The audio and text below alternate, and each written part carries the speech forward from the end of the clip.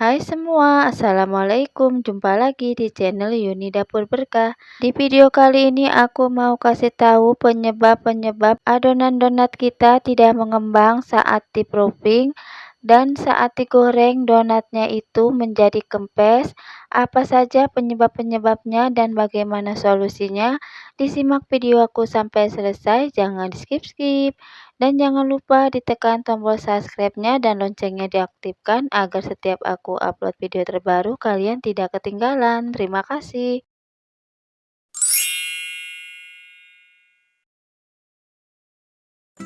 Sebelumnya ini aku mau bikin adonan donatnya dulu. Di sini udah aku siapin tepung terigu pro tinggi sebanyak 250 gram, ragi instan sebanyak 4 gram, susu bubuk sebanyak 2 sendok makan, gula pasir sebanyak 2 sendok makan.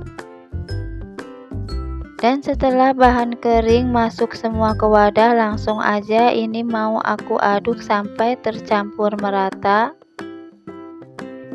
Setelah bahan kering tercampur merata, di sini mau aku masukin air. Di sini aku pakai airnya air es sebanyak kurang lebih 120 ml. Aku masukinnya secara bertahap ya. Setelah air langsung aja ini aku masukin 1 butir telur utuh.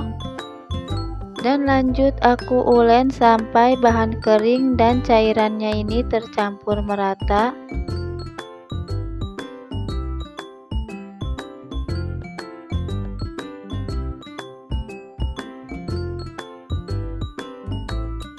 Nah ini aku lanjut, aku ganti ngulennya menggunakan tangan. Sebelumnya tangannya sudah aku cuci bersih ya terlebih dahulu. Jadi di sini aku ulen dulu pakai tangan agar aku lebih tahu untuk airnya itu sudah pas atau belum.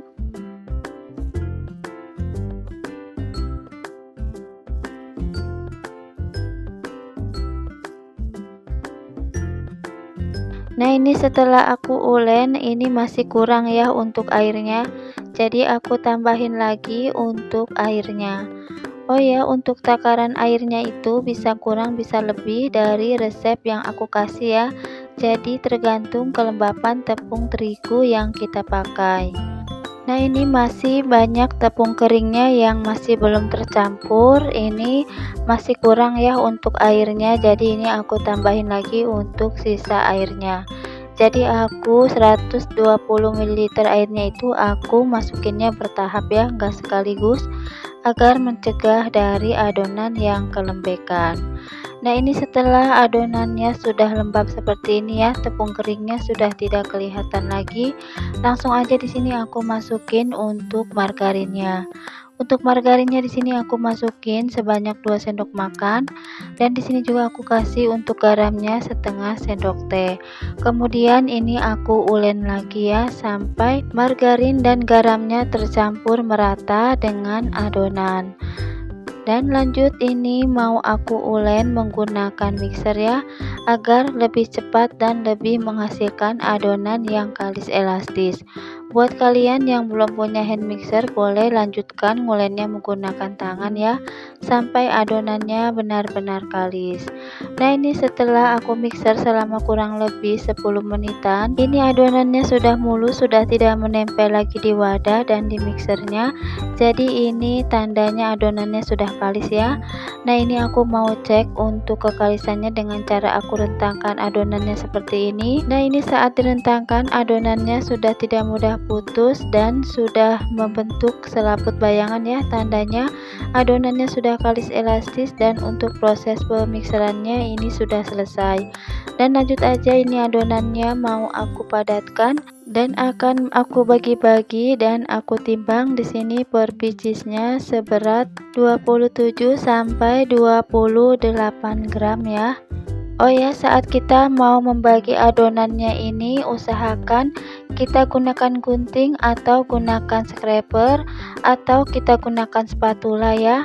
Jadi jangan ditarik adonannya agar nanti serat donatnya itu bagus dan lembut ya. Jadi gunakan alat untuk memotong adonannya ya. Dan lanjut, ini setelah adonannya aku potong dan aku timbang, lanjut aja aku mau rounding atau aku mau bulatkan satu persatu. Dan ini yang pertama aku rounding itu adonan yang pertama kali aku gunting dan aku timbang ya. Jadi berurutan untuk kita meroundingnya itu dari adonan yang pertama kali kita gunting atau kita potong. Dan lanjut, setelah adonan selesai di rounding atau dibulatkan, ini langsung aja kita baluri tepung terigu dan kita taruh di alas adonan seperti tadi. Untuk alas adonannya bebas ya, bisa gunakan kertas roti atau kertas nasi atau wadah yang ditaburi tepung terigu. Dan di sini cara meronding aku seperti ini ya, seperti yang aku contohkan di video. Jadi aku itu kurang bisa kalau meronding di alas kerja atau di meja kerja ya. Jadi buat kalian untuk teknik merondingnya itu bebas ya, sebisanya kalian mau seperti cara yang aku contohkan ini atau seperti cara teman-teman yang lain yang merondingnya itu di meja kerja. Nah, ini setelah adonannya semua aku bulatkan dan aku baluri tepung terigu, ini aku mau tutup menggunakan plastik dan akan aku istirahatkan selama kurang lebih 15-20 menitan sampai adonannya sedikit mengembang. Nah, ini setelah adonannya diistirahatkan sudah sedikit mengembang, langsung aja ini mau aku pipihkan ya. Di sini aku mau pipikannya menggunakan cetakan kayu seperti ini ya. Jika kalian belum ada cetakan seperti ini, bisa gunakan scraper atau alat yang datar yang bisa dipakai untuk memipihkan adonan. Nah, ini kita lakukan sampai semua adonannya selesai ya.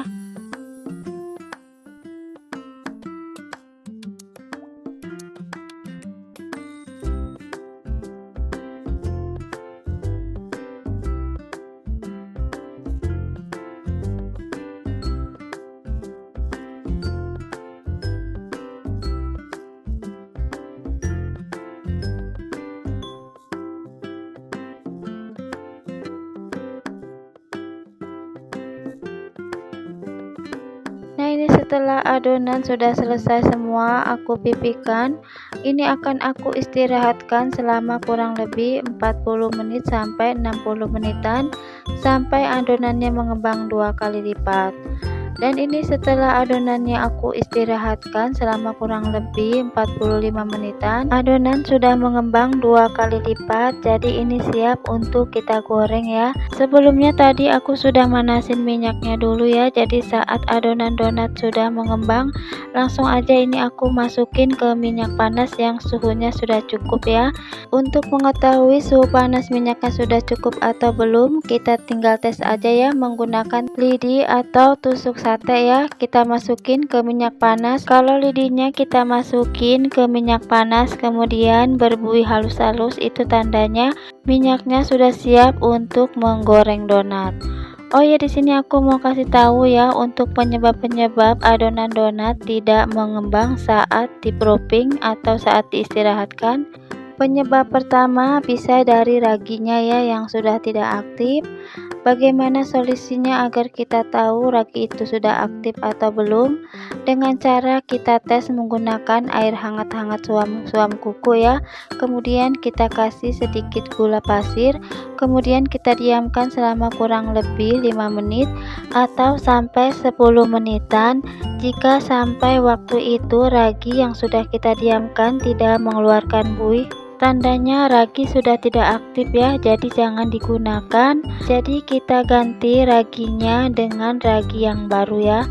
Dan di sini aku sarankan untuk raginya lebih baik pakai ragi yang sasetan ya.